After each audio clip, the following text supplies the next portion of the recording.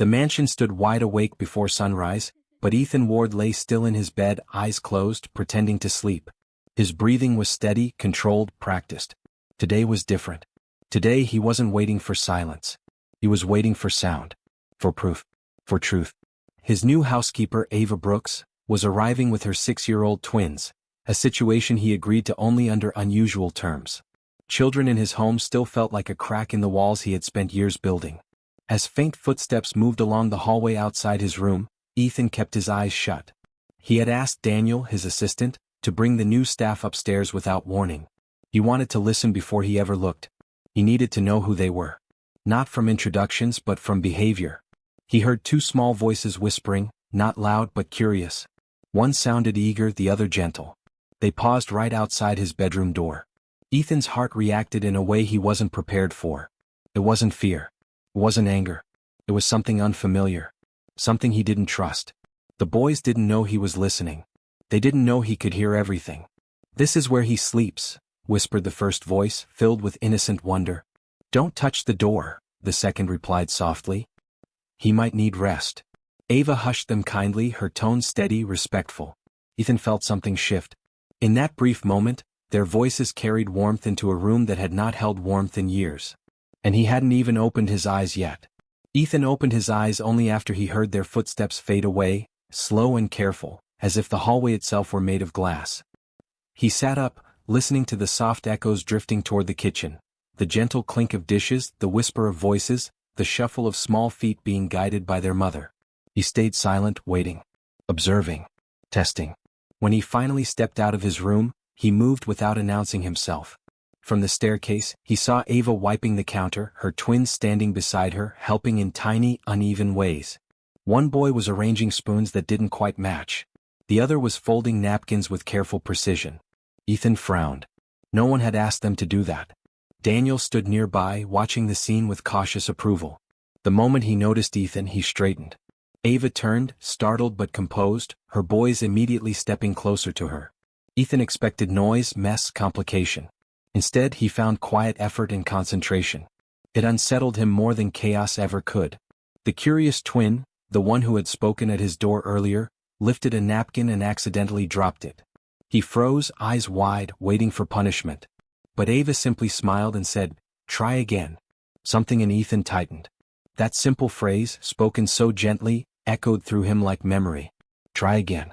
Words he hadn't heard since childhood. He cleared his throat. All 3 turned toward him. "Continue," he said, voice flat, unreadable.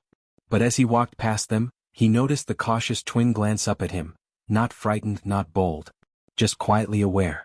Their eyes met for a single second. Ethan felt something move inside him, something uncertain, something he was not ready to name. And he had no idea that his test had already begun. Ethan spent most of the morning in his office, pretending to work while his attention drifted to every sound coming from beyond the doorway. The boys never shouted, never slammed doors, never broke the quiet. Yet there was movement, soft, energetic, alive, something the mansion had forgotten long ago. Ethan told himself he was listening because he needed to evaluate the situation. But a deeper truth tugged at him. He was curious. When lunchtime approached, he moved silently through the hallway, planning to observe without being seen. But halfway down the stairs he paused. In the center of the living room, the quieter twin sat on the carpet with a small notebook in his lap, drawing shapes with deep focus. His brother hovered beside him, balancing 2 apples and trying not to drop them. It was simple. Ordinary. Yet to Ethan, it was a sight strange enough to make him forget his original plan. Ava glanced up and noticed Ethan first. She opened her mouth, maybe to apologize or explain, but Ethan shook his head. "Carry on," he said, though he didn't move. Something held him there, the feeling of being drawn into a world he didn't understand. The eager twin walked over, offering him one of the apples. Ethan stared, unsure how to respond. No one had ever handed him something so casually, without purpose or expectation. "For you," the boy said, smiling. Ethan hesitated, then accepted it. The boy's eyes lit up. A simple exchange, yet it left Ethan slightly unsettled, almost humbled. Back in his office, he set the apple on his desk, staring at it longer than necessary. He didn't understand why it mattered. Why it felt like a small door had opened somewhere inside him. But the day wasn't done. And the next sound he heard, the soft rustle of paper sliding under his office door, would leave him more shaken than he could have imagined. Ethan didn't immediately notice the paper until it caught a faint drift of air and brushed against his shoe. He stared at it, confused, then leaned down and picked it up. The page was lined notebook paper, the kind children use in school. On it was a drawing, done in crayon. Two boys holding hands. A woman standing behind them. And next to them, apart but included, stood a taller figure. The children had labeled the figures with wobbly handwriting. Mom. And beside the tallest figure was a single word. You. Ethan froze. He had never seen himself sketched in color before, let alone in a picture that included other people. His home, his habits, his routines, everything he built was designed to keep distance. Yet here he was, drawn into a family he barely knew. Before he could think, the cautious twin appeared at the doorway, shifting his weight nervously. He didn't speak but pointed gently toward the desk, urging Ethan to keep the drawing safe. Then he stepped away, not waiting for approval or praise. The moment left Ethan strangely breathless. He placed the paper inside his drawer, closing it carefully as though it were something fragile. When he returned downstairs, he found Ava polishing the window glass, her twins sorting a box of books. Ava lifted her head. "I hope the boys didn't disturb you," she said softly. Ethan shook his head. "They're quieter than expected." Her smile was tired but warm. "They try hard.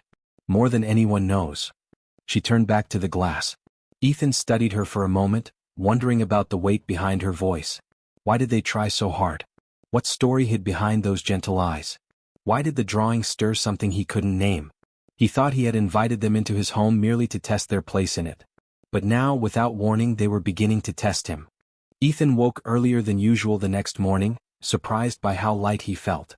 His mind had not raced through schedules or meetings during the night.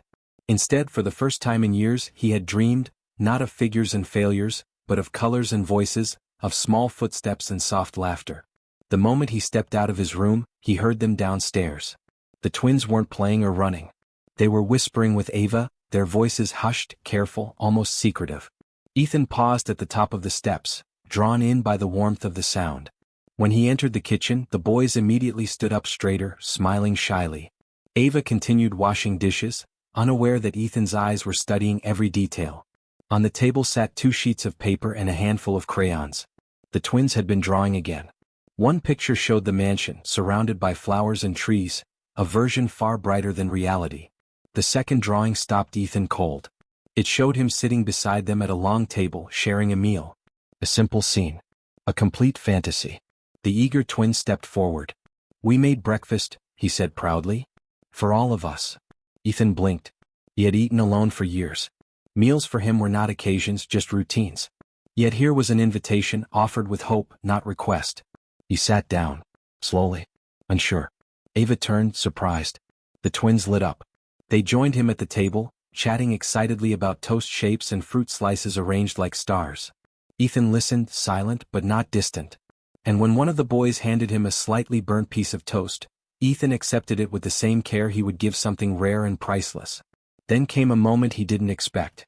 Ava placed a small journal on the table, worn, handwritten, pages filled with notes and schedules. "The boys wanted to help you feel comfortable," she explained. "They made a list of quiet activities they can do while you work." Ethan opened the journal. Little drawings filled the margins. Ideas written in uneven lines. Plans built from innocence and effort. It was the kindest thing anyone had done for him in years. And just as he began to feel something melt inside him, a new sound echoed from the hallway, footsteps he knew well. Daniel's voice followed, sharp and uneasy. "Mr. Ward, we have a problem." The words broke the air like glass. Ethan stood, heart tightening. Something in Daniel's face told him that this moment of peace was about to shift. Something was coming, something that would reveal what truly mattered. Daniel's expression was tense, but not angry, more conflicted, as if he were deciding how much truth to share.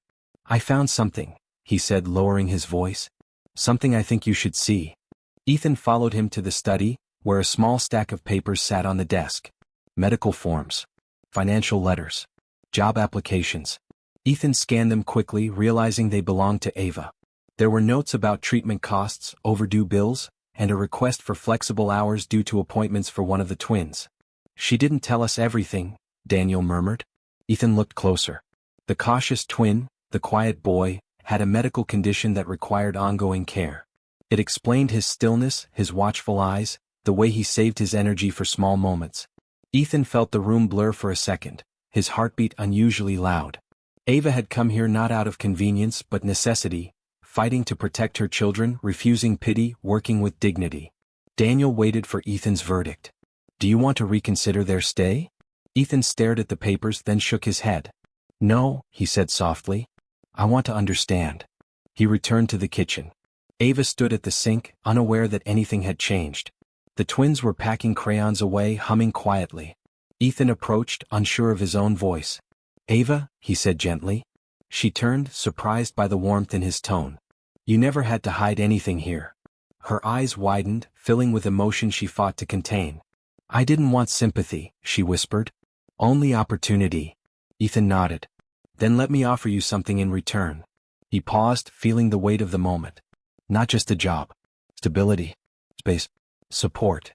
The twins watched him with hopeful eyes, and the cautious boy stepped forward, taking Ethan's hand without hesitation. That small gesture, simple, trusting, filled the room with a quiet wonder Ethan hadn't felt in years. He finally understood, this wasn't a test for them. It had always been a test for him. And they were the ones who helped him pass.